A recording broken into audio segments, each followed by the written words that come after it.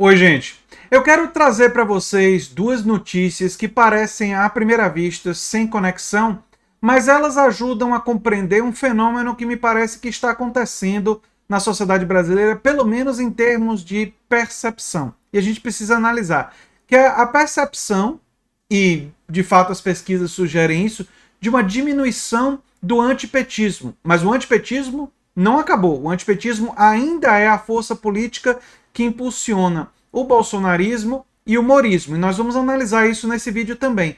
Mas essas duas notícias sinalizam para uma diminuição desse sentimento. E pelo menos uma avaliação desses atores, um ator político e o outro ator de novela, né, ator de televisão, que sinalizam nessa direção. A primeira notícia traz que o senador Fabiano Cantarato, que já foi filiado ao PSDB, atualmente estava na Rede Sustentabilidade, anunciou a filiação ao PT.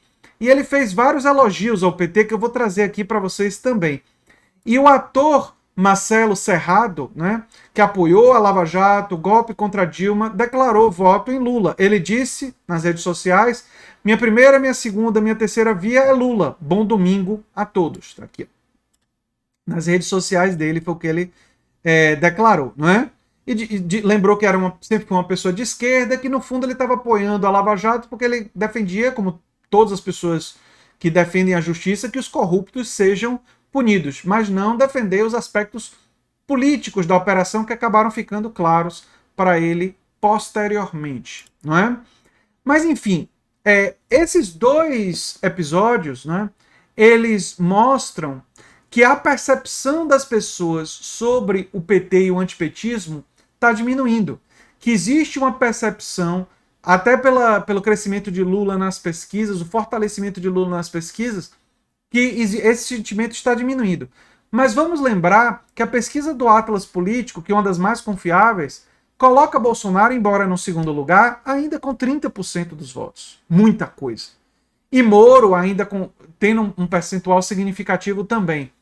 O que significaria dizer que o antipetismo, que é o combustível principal para essas duas candidaturas, tanto a candidatura do Sérgio Moro quanto a candidatura do Jair Bolsonaro, é uma força política ainda forte e ainda com influência na política brasileira. Mas a percepção sobre sua força está em queda. Se não tivesse, era difícil imaginar que o Marcelo Serrado declararia voto em Lula dessa forma nas redes sociais, e difícil imaginar que o Fabiano Cantarato iria preferir nesse momento, né, deixar a Rede Sustentabilidade e ir para o PT.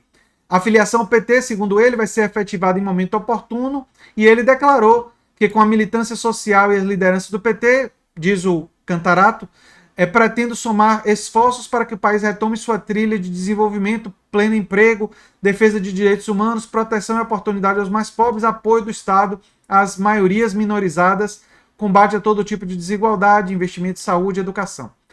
A fala do senador ela é muito interessante e eu acho que vale a pena a gente destacar algumas coisas. O senador elogiou, e aí essa defesa dos governos petistas já mostra essa mudança de estratégia, né? Ele elogiou os governos de Lula e de Dilma, dizendo: devolver ao país credibilidade internacional, permitir aos mais pobres cursar a universidade, expandiram a estrutura do ensino no país, abriram os porões da ditadura com a Comissão Nacional da Verdade, democratizar a participação da sociedade nas decisões do governo, gerar o crescimento econômico alinhado com políticas sociais exitosas, devolver aos brasileiros o orgulho nacional. Perceba que ele faz uma defesa dos governos petistas, não é? E é justamente se inserindo nesse debate sobre o antipetismo que vai voltar à discussão no ano que vem. A gente não tem nenhuma dúvida sobre isso, que tanto a candidatura do Bolsonaro quanto a candidatura do Moro, muito menos do que ter projeto próprio, o projeto deles, que vai ser apresentado nos debates, que vai ser apresentado predominantemente, vai ser o projeto do antipetismo. Vai ser o projeto contra o PT. Até porque Moro não tem projeto nenhum, né, próprio, apenas alguma visão difusa de uma direita liberal, mas nada mais do que isso. E Bolsonaro, o pouco de projeto que tem ali é de obscurantismo e de negacionismo científico e de somado com as viúvas da ditadura militar, enfim, é isso que é o bolsonarismo, que também é uma coisa relativamente difusa e que na área econômica é também um projeto liberal difuso, sem muita firmeza, com pitadas de populismo de direita, né? Um populismo de direita somado a liberalismo na economia. Basicamente isso é o que é o bolsonarismo no âmbito econômico. A fala do Cantarato também é interessante quando ele fala dos erros do PT.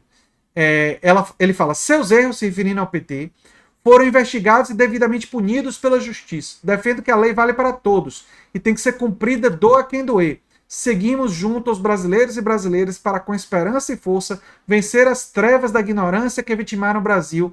A Constituição Cidadã de 1998 é nossa bússola. Percebam que ele reflete sobre os petistas que foram presos, aqueles que de fato tinham provas, o Palocci, por exemplo, e tal, e diz, olha, gente que cometeu erros, que cometeu crimes e que a justiça prendeu, é correto. E isso deve ser. Mas a justiça tem que ser igual para todos. Não tem que ter uma justiça para uns e uma outra justiça para o Lula. Por isso que o Lula foi o juiz que foi considerado suspeito no caso do Lula, porque o juiz do Lula estava interessado em ter uma carreira política. Aliás, a candidatura do Moro agora simplesmente vem a demonstrar isso com absoluta clareza. Né? Então ele faz claramente essa conexão. Né? Eu ainda tenho uma concepção de que o antipetismo ele vai ser uma força política relevante em 2022 e vai ter que ser enfrentado. Mas ele enquanto força política, quando a gente analisa tudo o que está acontecendo na sociedade, ele é uma força política em queda. Né? Em queda.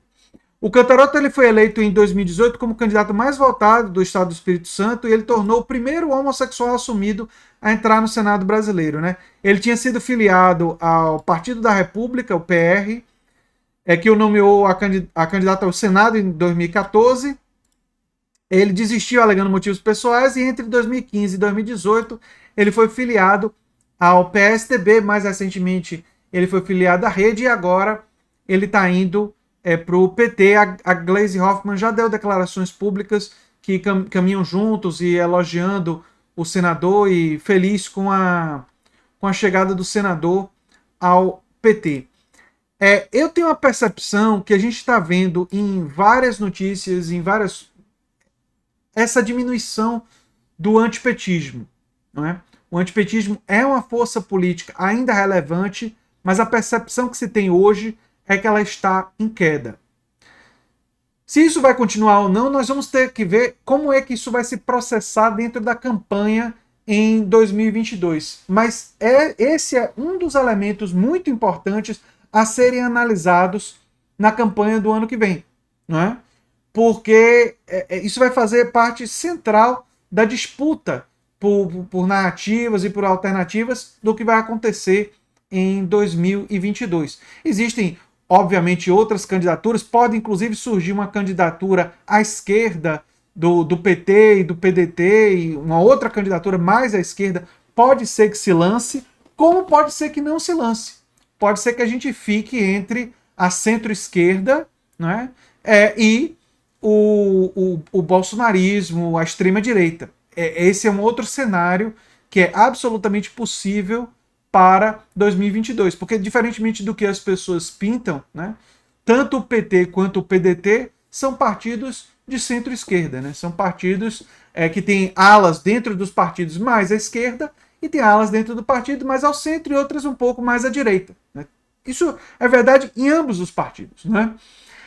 E a gente vai analisar, claro, as alianças e todas as candidaturas no processo em 2022. Mas que é interessante esse movimento que está acontecendo de figuras que antes tinham hostilidade ao PT e estarem hoje declarando voto, declarando filiação ao PT, é interessante, porque sinaliza que a avaliação que eles estão fazendo do momento político atual é uma avaliação de que não é tão tóxico estar no PT, declarar voto no PT E isso daí, como já foi no passado, em 2018, por exemplo, existia um movimento antipetista muito, muito forte, né? Muito forte. Em 2017, 2018, até por causa de tudo que estava acontecendo pós o governo Dilma. Teve o golpe. Então, tudo aquilo que aconteceu foi fortaleceu o antipetismo. E a gente não deve confundir o antipetismo com críticas à esquerda absolutamente justas aos governos petistas, né? É por isso que eu cito sempre a tese de doutorado do Coelho, né? É, uma esquerda para o capital, que ele faz uma análise do PT altamente crítica, não é? E é uma análise vinda de uma pessoa de esquerda. Já o antipetismo e o discurso antipetista, ele se caracteriza como uma ojeriza ao PT vinda da direita liberal, da extrema direita, que são críticas de natureza completamente diferente e têm objetivos diferentes. Uma crítica a crítica à esquerda do PT é uma crítica que quer que o PT seja melhor, represente melhor os direitos dos trabalhadores, os direitos sociais, quer um PT que responda mais aos anseios da classe trabalhadora, assim como quer que todos os partidos do campo progressista respondam mais aos anseios da classe trabalhadora. Já a direita liberal e a extrema direita é uma crítica que quer destruir o PT e quer destruir todos os partidos do campo progressista para implantar uma agenda contrária aos interesses da classe trabalhadora. Né? São críticas de natureza muito, muito diferentes em conteúdo e substância e objetivos. E é importante que isso fique claro para todos. Mas é um movimento interessante para ser analisado, tanto a filiação do senador, quanto declarações de figuras públicas como Marcelo Serrado. Né? Eu sou André Teixeira Jacobina, o canal é a Nova Máquina do Tempo, aqui a gente faz análise política, o canal tem esse nome porque é o nome do meu primeiro livro, que está vendo, está ali atrás da gente, e tem no comentário fixado mais informações. E se você gosta do que a gente faz, se inscreve, dá um like, compartilha, quem sabe se torna membro ou apoiador do canal. Um abração, gente.